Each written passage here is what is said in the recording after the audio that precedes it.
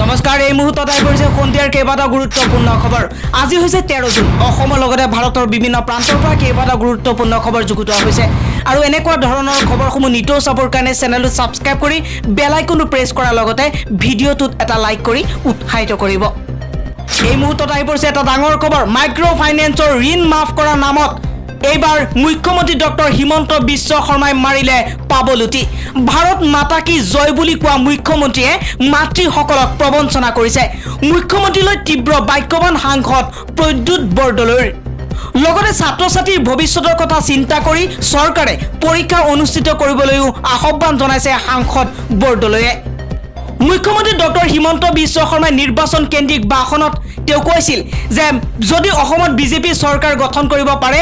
যিমানবোৰ মহিলাই মাইক্ৰ ফাইনেন্সৰ লোন লৈছে সকলোবোৰ মহিলাৰ মাইক্ৰ ফাইনেন্সৰ লোন মাফ কৰা হ'ব কিন্তু এতিয়া চৰকাৰে কিয় এতিয়া গাইডলাইন ৰুজু কৰিছে যে যাৰ চাৰিচকীয়া বাহন আছে বা যাৰ 1 লাখতকৈ ওপৰত বাৰ্ষিক আয় তেওঁলোকক এই মাইক্ৰ ফাইনেন্সৰ লোন মাফ কৰাৰ আওতালৈ নাহে বুলি কিয় জনাইছে ইয়া আসলতে মুখ্যমন্ত্ৰীৰ ডক্টৰ হিমন্ত বিশ্ব শৰ্মা মাইক্ৰ ফাইনেন্সৰ নামত প্ৰবঞ্চনা কৰিব বিচাৰিছে নেকি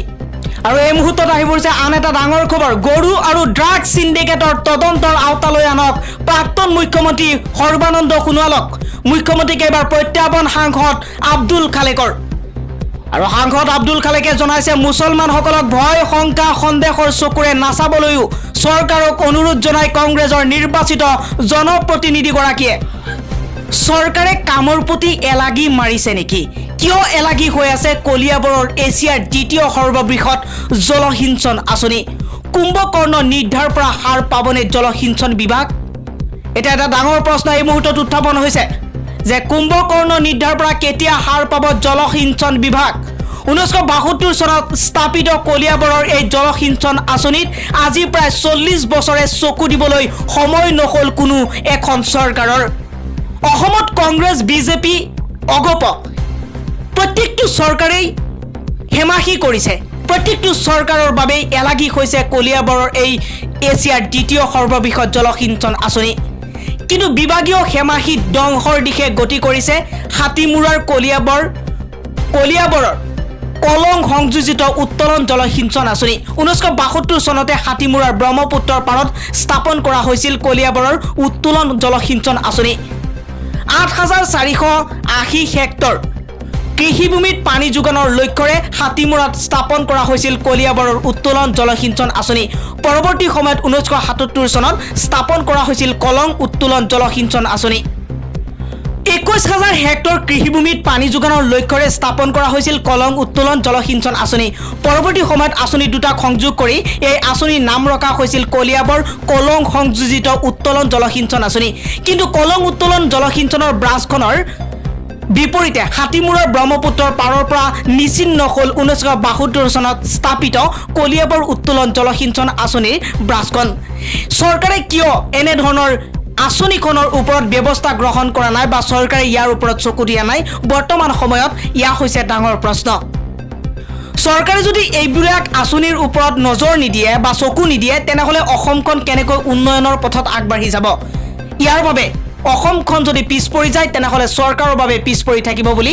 এই আঁচনিসমূহৰ এই অৱস্থাৰ পৰাই গম পাব পাৰি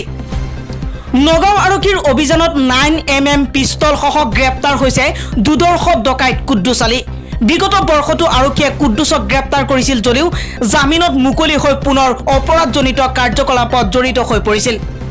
কৰোনাৰ এই সংকট কালত অসম চৰকাৰে চলাইছে উচ্ছেদ অভিযান বৰপেটাৰ নমাটি মৈৰামাৰা সত্ৰৰ ৰাজহুৱা শ্মশানৰ ভূমিত সংখ্যালঘু সম্প্ৰদায়ৰ লোকৰ বেদখল উপস্থিত আছিল ৰঞ্জিত কুমাৰ দাস মুহূৰ্তত আহি পৰিছে ডাঙৰ খবৰটো নমাটি মৈৰামাৰা সত্ৰৰ ভূমি বেদখল মুক্ত কৰি ৰঞ্জিত কুমাৰ দাসৰ হুংকাৰ আগৰ দিন এতিয়া নাই গতিকে সত্ৰৰ মাটি হক বা চৰকাৰী মাটি বা ব্যক্তিগত মাটি বেদখল নকৰিব মছজিদ বা গীৰ্জাৰ মাটি বেদখল হলেও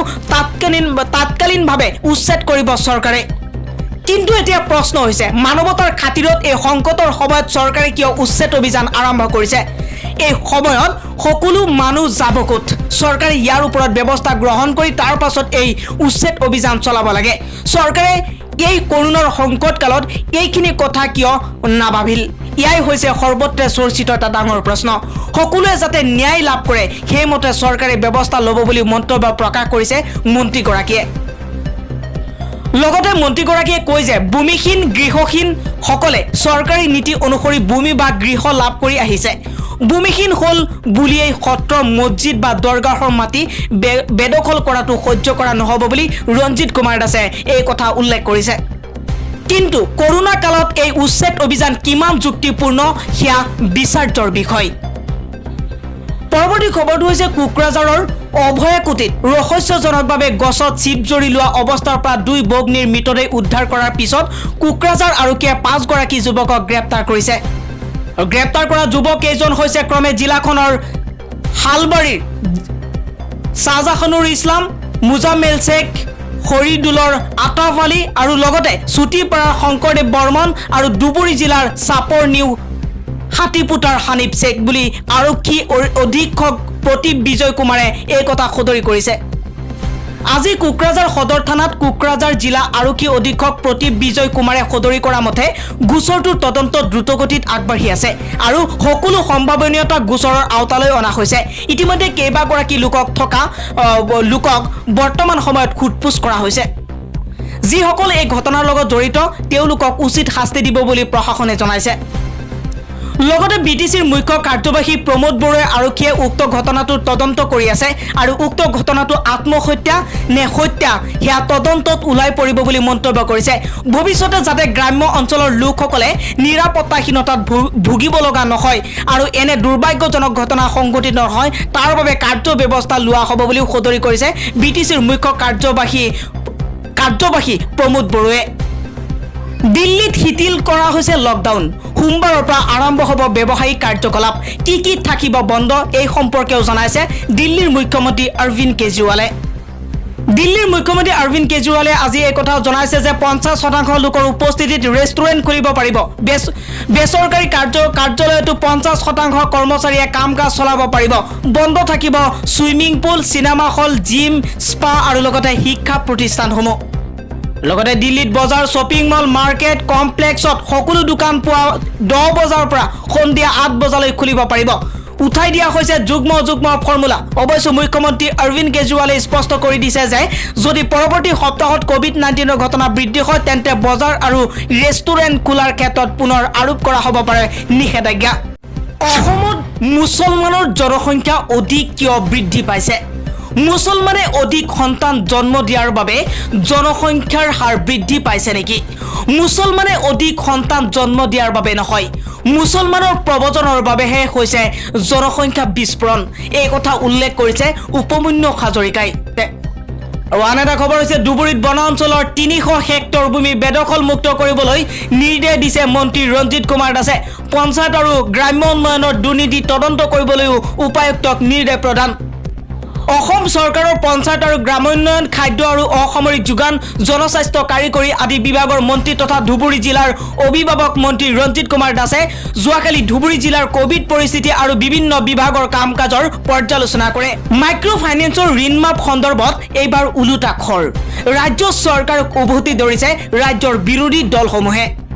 অসমৰ কেবিনেট মন্ত্ৰী অশোক সিংঘালে মাইক্ৰ ফাইনেন্স ঋণ মাফ কৰাৰ চৰ্তাৱলী ঘোষণাৰ এদিন পিছতেই ৰাজ্যখনৰ বিৰোধী দলসমূহে বিধানসভা নিৰ্বাচনৰ পূৰ্বে দিয়া প্ৰতিশ্ৰুতিসমূহৰ ওপৰত উলুটা খৰ মৰাক লৈ বিজেপি নেতৃত্বাধীন মিত্ৰজোঁট চৰকাৰক আক্ৰমণৰ লক্ষ্য কৰি লৈছে বিৰোধী দলসমূহে প্ৰতিবেদন অনুসৰি কংগ্ৰেছ AIUDF ৰাইজৰ দল আৰু অসম জাতীয় পৰিষদে মুখ্যমন্ত্ৰী ডক্টৰ হিমন্ত বিশ্ব শৰ্মাই গঠন কৰি দিয়া পৰামৰ্শদাতা সমিতিখনক তীব্ৰ ভাষাৰে সমালোচনা কৰিছে সমিতিখনৰ অধ্যক্ষ সিঙে শুকুৰবাৰে কৈছিল যে 31 ডিচেম্বৰ 2020ৰ পূৰ্বে লোৱা ঋণবোৰহে মাফ কৰিব ৰাজ্য চৰকাৰে আনহাতে যিসকল পৰিয়ালৰ বাৰ্ষিক উপাৰ্জন 1 লাখ বা 1 লাখৰ অধিক সেইসকল লোকক ঋণ মাফ আঁচনিৰ পৰা বাদ দিয়া হ'ব অসমত থকা অবৈধ বাংলাদেশী অনুপ্ৰৱেশকাৰীৰ তথ্য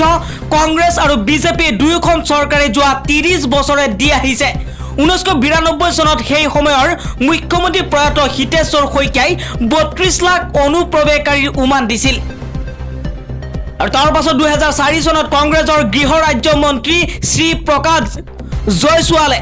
50 লাখ অনুপ্ৰৱেশকাৰী আৰু 2016 চনত বিজেপিৰ কেন্দ্ৰীয় গৃহ ৰাজ্য মন্ত্ৰী শ্ৰী কিৰণ ৰিজুৱে 80 লাখ বাংলাদেশী অনুপ্ৰৱেশকাৰী অসমত আছে বুলি সংসদত তথ্য দাঙি ধৰিছিল যিটো অসমৰ মুঠ জনসংখ্যাৰ 25%। হাজৰিকাই লগতে কৈছে এই কথা। তেওঁ আৰু প্ৰশ্ন কৰি কয় যদি উপৰোক্ত তথ্যখিনি ভুলেই আছিল তেন্তে সকলো সময়তে শাসকীয় দলত থকা বৰ্তমানৰ মুখ্যমন্ত্ৰী ডক্টৰ হিমন্ত বিশ্ব শৰ্মাই ইয়াৰ প্ৰত্যুত্তৰ কিয়